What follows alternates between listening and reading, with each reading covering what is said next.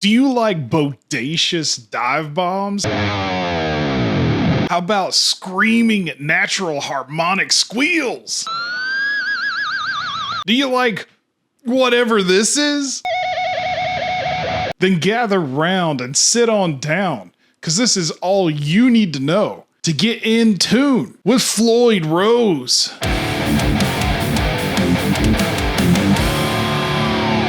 Side note, this is not a tutorial on how to tune a Floyd Rose. It's the early 70s, bell bottoms are flapping in the breeze, shag carpeting is covering more living rooms than ever, and Ford Pintos are literally exploding all over the United States. What a time to be alive. And a young guitarist in Reno, Nevada is trying to emulate his personal guitar heroes, like Ritchie Blackmore and Jimi Hendrix.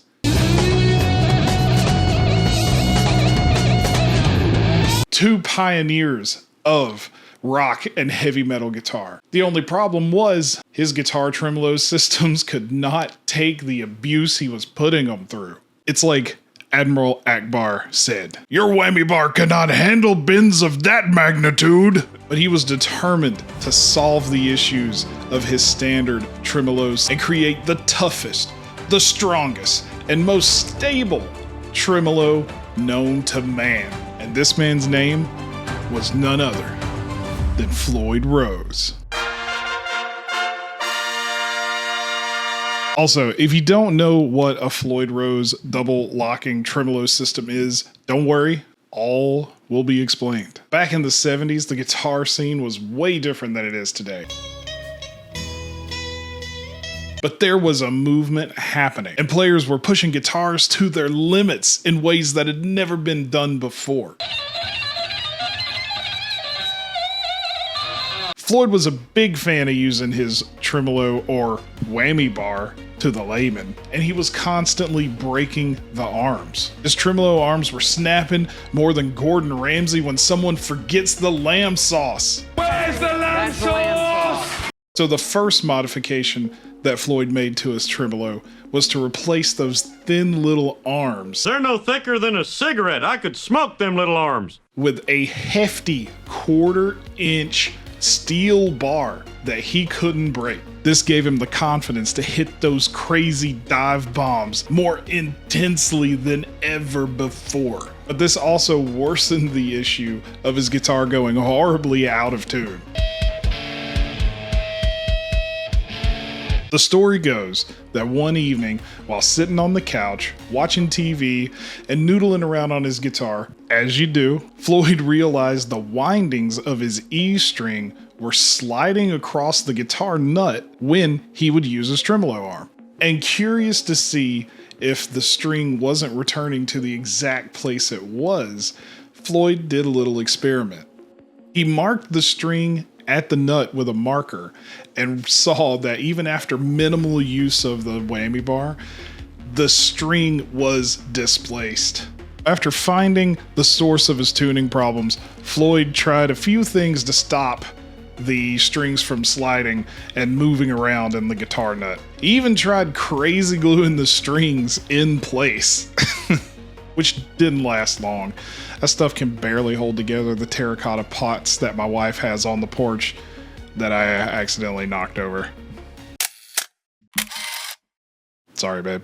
But luckily, Floyd's day job as a jewelry maker provided him with all the tools that he needed to fabricate his own hardware solution. And since he had his own lapidary,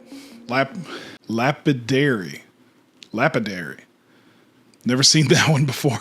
He had his own lapidary rig. He could use his tools to make a thin brass nut that used 3 clamps to lock the strings in place.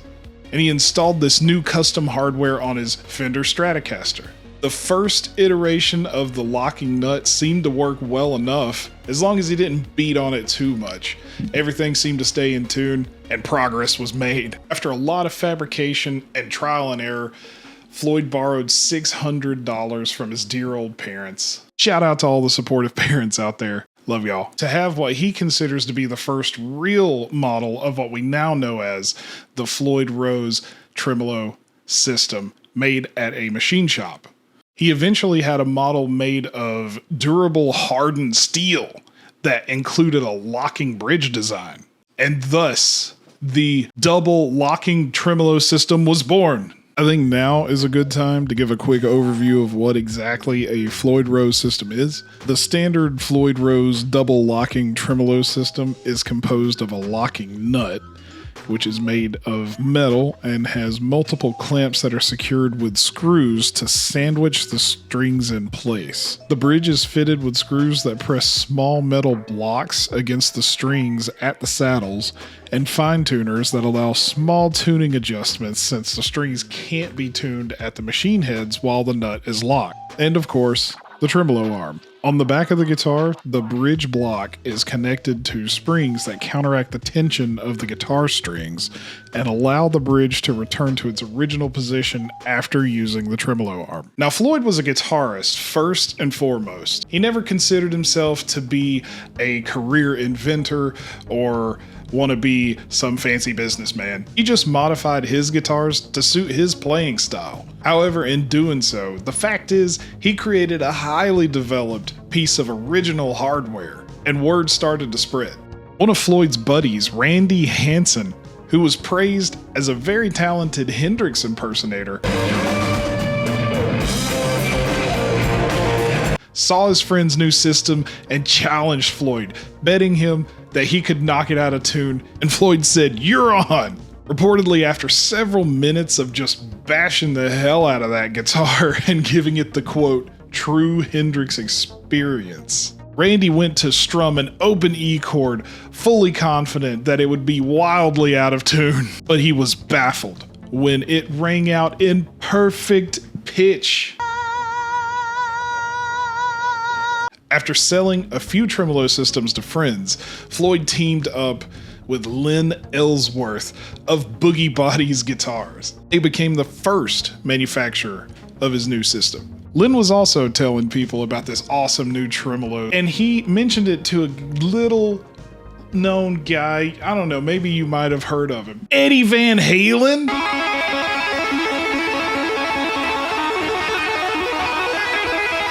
Talk about the ultimate artist endorsement. And after Eddie started using Floyd Rose Tremolos, demand exploded. Everybody who saw Eddie play and wanted to make their guitar sound like his had to have one of these Floyd Roses. And the artist endorsements just kept rolling in with names like Neil Schon,